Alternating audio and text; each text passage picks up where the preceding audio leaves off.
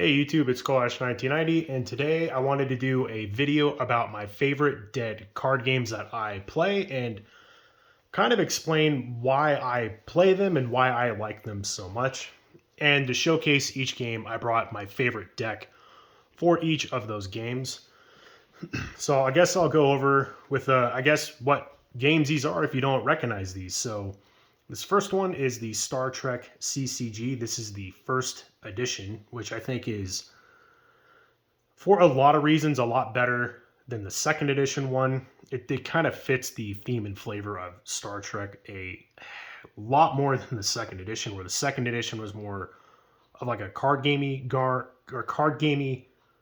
like kind of a game where it's less about flavor and more just about trading numbers and matching certain things and so on and so forth.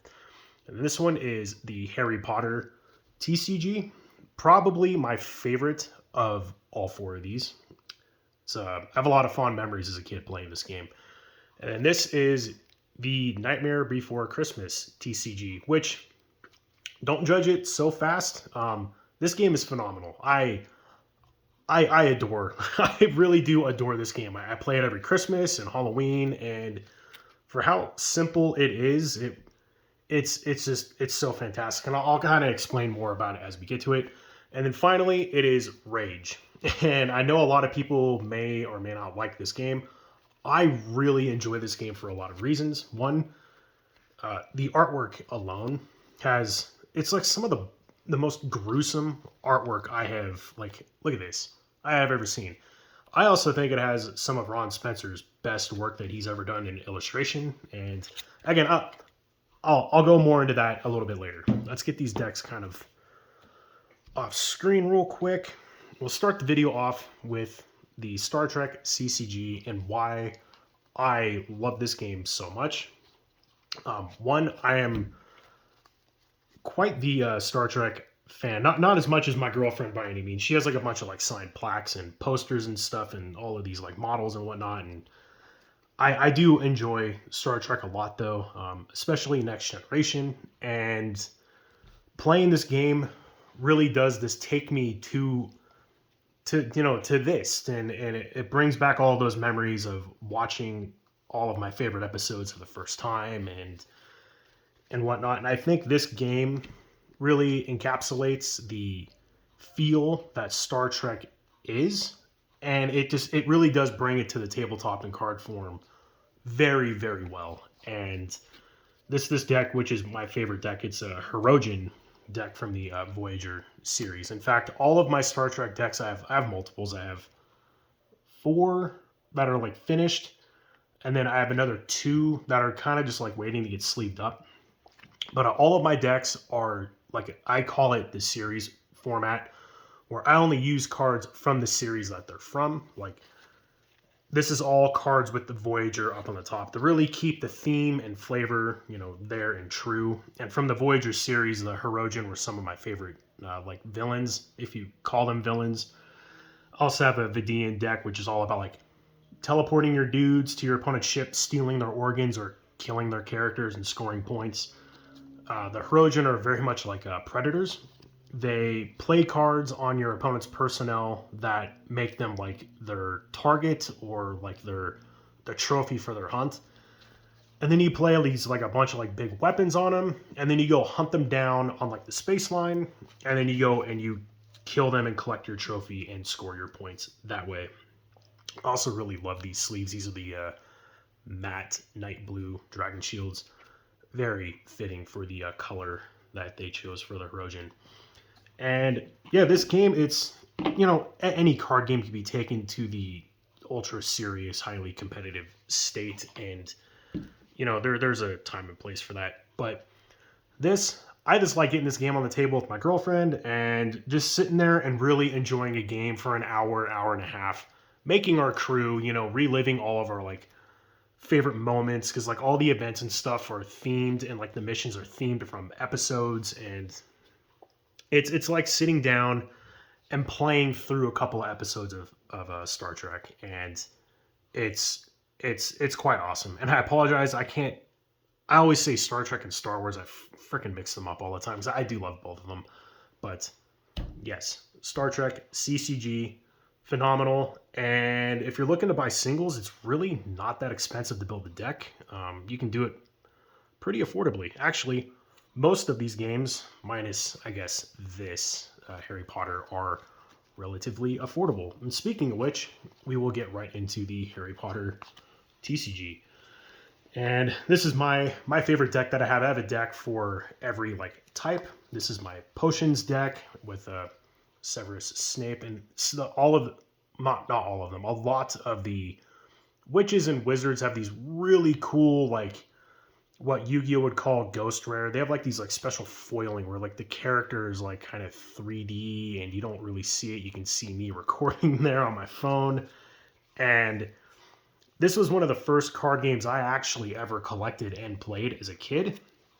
I remember being a kid with going out with my dad and going to our local bookstore downtown, and they had booster packs, and he would always pick me up a couple of packs, and eventually I got enough cards to make a deck, and I'd play with my cousin, and it was a great time. It was, God, when did this come out? In like 2001. Yes, like right around the time that I started getting into Yu-Gi-Oh. It started with Pokemon, like most kids my age, and I found this, got into this, played this for a little bit, and then when Yu-Gi-Oh came out, I like went hard into Yu-Gi-Oh as a kid.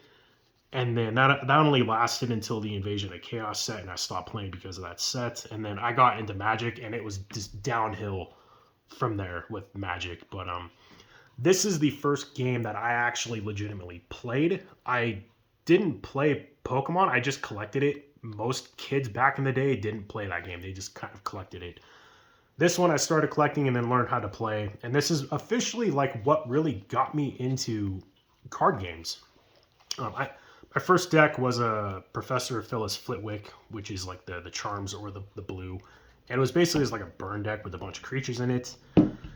And now that I was able to, now that I'm an adult and I had more money before, the pandemic happened when these were all cheap, I had just bought a bunch of booster boxes and then made all the decks, and I like foiled them all out, foiled them out. And the foiling is really cool. It's like Pokemon foiling where you see all these like stars and stuff. Pretty cool. And yeah, now I'm able to play the game to like a pretty high level since I own a play set of every card in the game. And yeah, I love this game. It reminds me of being a kid again. God, I don't even remember, like 10. I was like 10 or 11 when this came out. And yeah, it was like 10 or 11, something like that. I don't know. Anyway, it was a great time, and every time I play this game, it brings back all of those memories and those vibes. And again, it being the like main game that got me into playing card games like pretty seriously, this will always hold a special like place in my heart for that reason. And the next, we're going to get into the Nightmare Before Christmas TCG, and I really do like the card backs. They're quite hilarious. And yeah, if you didn't think you can make a game out of a movie that's like an hour and a half long, think again. This game, it really does.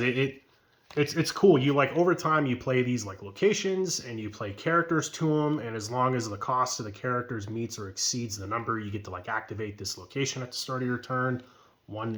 Only one location can be activated, but basically the whole point is you're trying to build the scariest town by having the most cost worth of cards in play.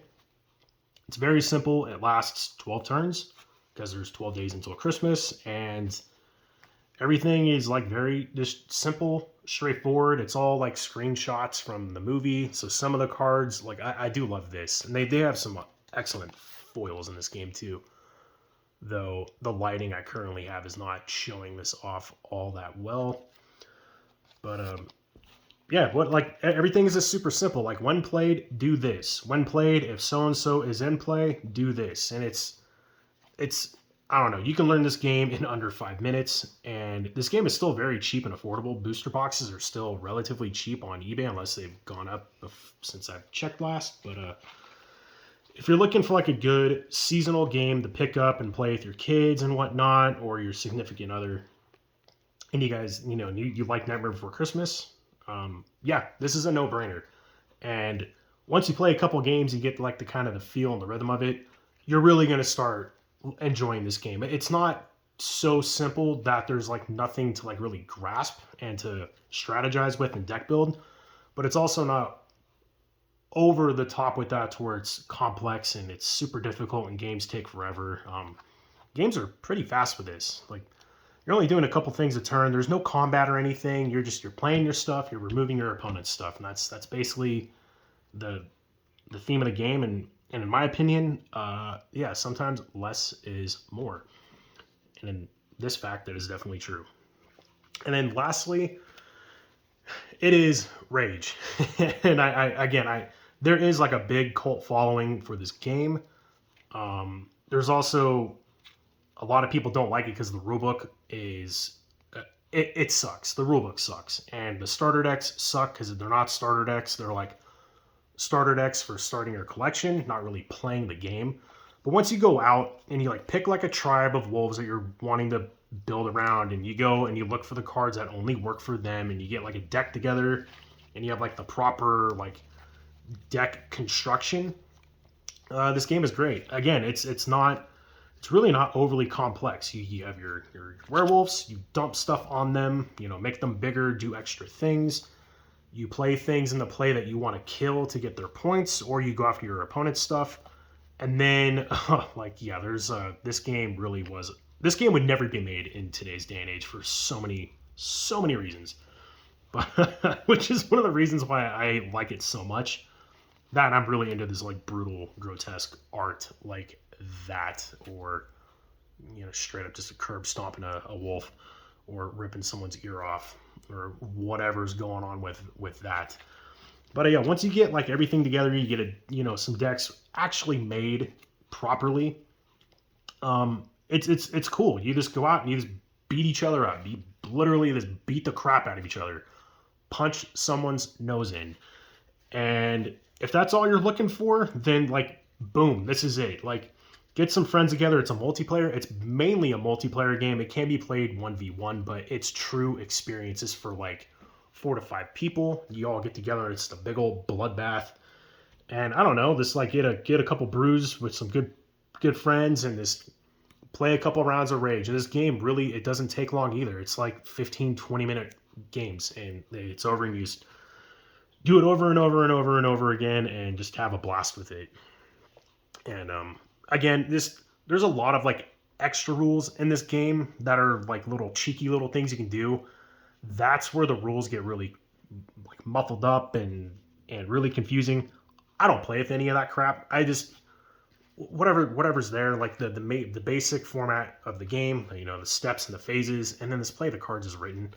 That's where it's at. And this game is actually quite excellent. And another reason I should say why these are my favorite Dead card games is because these are the ones that I'm actually playing the most out of the massive array of Dead card games I play. I have multiple decks for probably 30 or 40 different games, and I would say out of that, probably 90% of them are Dead card games. And these are the ones that my girlfriend and I always revert back to and always play the most.